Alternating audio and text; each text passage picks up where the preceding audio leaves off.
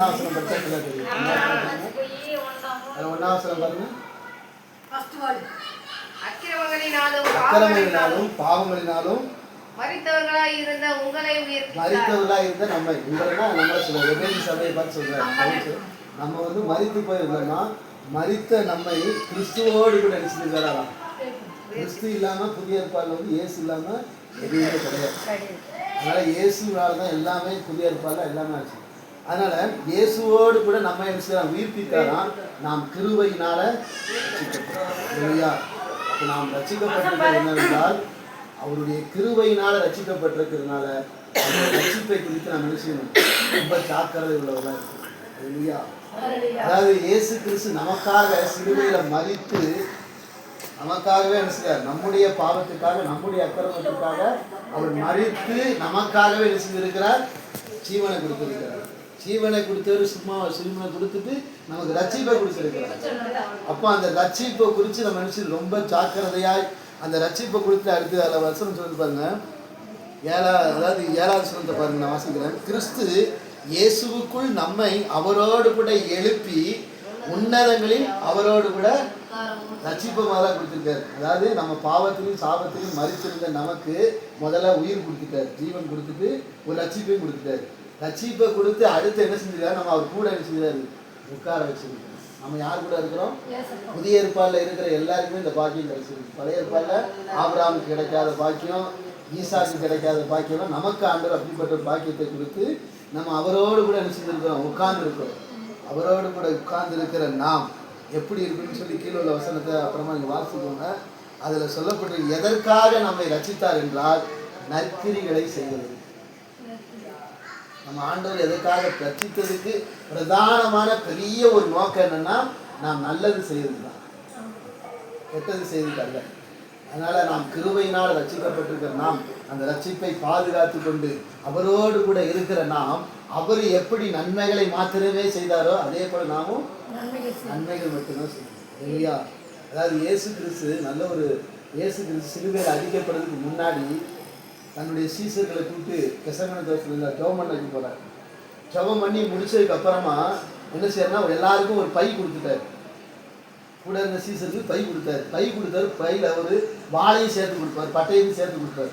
லூக்கா 22:22 வாசி பார்த்து. அதாவது பட்டயத்தையும் கொடுத்தாரு. அந்த பட்டயத்தை பையில வச்சுக்கோங்க, வேற எதுவும் வைக்க பையில வைக்கிறதுக்கு வேற எதுவுமே கொடுக்கல, வெறும் பட்டயத்தை மட்டும் கொடுத்தார். பட்டயத்தை கொடுத்து கொஞ்ச நேரம் ஆச்சு. அவரை காட்டி கொடுப்பதற்காக யூதாஸ் வந்துட்டான். வந்து அந்த போர்ச்சவர்லாம் வந்துட்டாங்க. வந்த உடனே இவர் தான் நீங்க தேடிட்டு இயேசுன்னு சொல்லி அவன் காட்டி கொடுத்தான். காட்டி கொடுத்தா அந்த போர்ச்சவர்லாம் வந்து அவர் கிட்ட வந்து நிற்கும் பொழுது உடனே இந்த பட்டயத்தை உரைக்குள்ள போட்டு அந்த பட்டயத்தை எடுத்து உடனே பேசி நிற்கிறான். உடனே காதை போய் வெட்டிட்டான். ஆனா பட்டயத்தை போட சொன்னது யாரு? பட்டயத்தை எடுத்து பாக்கெட் வைக்க சொன்னது யாரு? இயேசு.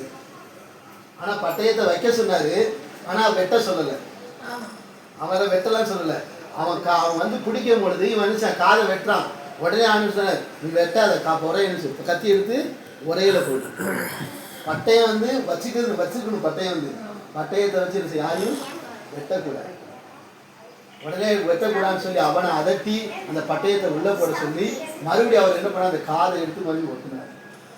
அப்ப ஆண்டவர் கடைசி நேரத்தில் சிலுவையில மறிக்கைக்கு முன்னாடி கூட ஒருத்தவங்க நல்லதுதான் சொல்லுவாங்க. தன்னை வந்து பிடிக்கிறாங்க வந்து பிடிச்சவங்க அதை தன்னை பிடித்து கொலை செய்வதற்காக தான் கொண்டு போறாங்க, வேற எதுவும் கிடையாது. அவரை கொண்டு போய் அங்கே போய் பெரிய சிங்காசனத்தில் உட்கார வச்சு அவரை பாராட்டி பசங்களாம் கூட்டு போகல. அவரை போய் சிலுவையில் அடிக்கிறதுக்காக கொலை செய்வதுக்கு தான் கூட்டு போற அப்படின்னாங்க. அப்படி வந்திருக்கிற அந்த சமயத்துல கூட அந்த எதிராளிக்கு என்ன செய்யறாரு, நன்மை தான் செய்யறாரு. அதே போலதான் நம்மளையும் ஆண்டவர் உயிர்ப்பித்து அக்கிரமத்திலையும் பாவத்திலையும் நம்ம மறிச்சிருக்கிறோம். இன்னைக்கு நிறைய பேர், இன்னைக்கு நிறைய ஜனங்க இருக்கிறாங்க. இன்னைக்கு நாம் வந்து நாம் வந்து அக்கிரமத்திலிருந்து மறித்திருந்த நம்ம உயிர்ப்பித்துட்டாரு. ஆனால் நிறைய பேர் இன்னைக்கு நிறைய பேர் அக்கிரமம் செய்து தான் இருக்கிறாங்க. நம்ம அவங்கெல்லாம் பார்க்குறோம். நம்ம அவங்கள பார்த்து செல்லாம் நினைச்சு ரொம்ப கேவலமாக கூட நினைக்கிறாங்க. அவங்க நம்மளை மாதிரி மறித்து போய் தான் இருக்கிறாங்க. மறித்தவங்களுக்கு என்ன தெரியும்? ஒன்றுமே தெரியாது. மறிச்சு போயிட்டாங்க, ஒன்றுமே தெரியாது. அவங்கள போய் நம்ம நினைச்சு திட்டுறோம், நம்ம பேசுறோம். ஆனா அப்படி மரித்து போயிருந்த நம்ம தான் ஆண்டவர் ரட்சித்தார். அப்போ மரித்த நம்மை ரட்சித்த தேவன் நாம் என்ன செய்யணும், அந்த மரித்து போயிருக்கவங்களை போய் அவங்ககிட்ட போய் மரித்திருக்கிற அவங்கள மறுபடியும் உயிர்ப்பிக்க நாம என்ன செய்யணும், இயேசுவை பற்றி அங்கே போய் என்ன செய்யணும், சொல்லணும். அதுக்கு தான் ஆண்டவர் ரட்சித்தார். அதான் கீழே உள்ள வசனம் சொல்லுது. அதாவது 9ஆம் வசனம், ஒருவரும் பெருமை பாராட்டாதபடிக்கு இது கிரிகளினால் உண்டானதல்ல. அதாவது ரட்சிப்பு என்பது அது இயேசு கிறிஸ்து கிருபையினால் கிடைச்சது. இன்னைக்கு நிறைய பேர் நம்ம ரட்சிப்பு பெருமையாக பேசுகிறோம். ஏன்னா அவங்க ரட்சித்தாங்க, அந்த பெருமைலாம் அவங்களுக்கு வேண்டாம், இயேசு கிறிஸ்து கிருபையினால் அவங்க ரட்சித்திருக்காரு அப்படின்னு சொல்லி 10ஆம் வசனம் பாருங்க. ஏனெனில் நற்கிரிகளை செய்கிறதற்கு நாம் கிறிஸ்து இயேசுவுக்குள் சிருஷ்டிக்கப்பட்டோம். அவ்வளோ அழகாக சொல்லி, நல்ல காரியங்களை செய்வதற்காக தான் காத்திருந்த நம்மளை ரட்சித்தார். அப்படி நாம் இருக்கிறோமா யோசிச்சு பாருங்க. மறிச்சிருந்த நமக்கு ஜீவனை கொடுத்து ரட்சிப்பை கொடுத்து அவரோடு கூட உட்கார வச்சு அழகு பார்த்துருக்கிறார். அப்படி பார்த்த அந்த இயேசுவுக்கு நாங்கள் எப்படி இருக்கணுமா? நற்கிரிகளை செய்கிறதா இருக்கணும். அதுக்குதான் கர்த்தர் ரட்சித்தார். நாம் என்ன செய்யறோம்? ரட்சிக்கப்பட்டுட்டோம். நல்லா நம்ம ரட்சிக்கப்பட்ட பிறகும் எங்கேயும் போய் நல்லது செய்யணுமா? நற்கிரிகளை வெளிப்படுத்துகிறோமா? நீங்கள் எத்தனை பேர் நம்ம ஒன்றுமே இல்லை. நீங்கள் இந்த தெருவை எடுத்துக்கிட்டா எத்தனை பேர் அக்கிரமத்திலையும் பாவத்திலையும் மறுத்து போய் இருக்கிறாங்க. அவங்கள்ட்ட போய் நம்ம ஏதாவது செய்யறோமா? நாம் என்ன சொல்கிறோம்? அவங்களை திட்டுறோம். அவன் அப்படித்தான், அவன் திருந்த மாட்டான், வைக்க மாட்டான் அப்படி நம்ம அப்படிதான் நினைக்கிறோம். இல்லை, ஆண்டவர் எல்லாருமே ஆண்டவர் எல்லாருக்கும் சந்தர்ப்பம் கடைசி வரைக்கும் ஆண்டவர் கைவிட மாட்டார். ஏன்னா அவரால் உண்டாக்கப்பட்ட மனுஷன் எப்படியாவது ரட்சிக்கப்படணும்னு சொல்லி தான் ஜீவனை கொடுத்தார். அப்போ எப்படியே விட்டுருவாரு?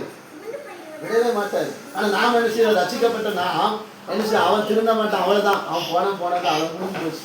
நம்ம அப்படிதான் இன்னைக்கு வாழ்ந்து கொண்டிருக்கிறோமே தவிர அந்த ரட்சிப்பினுடைய அந்த ரட்சிப்பை நம்ம ருசி பார்த்தோம் என்றால் கண்டிப்பா நமக்கு முன்னாடி எந்த அக்கிரமக்காரன் வந்தாலும் சரி, எந்த பாவி வந்தாலும் சரி, அவனை ரட்சிப்பதற்காக நாம் என்ன செய்வோம்?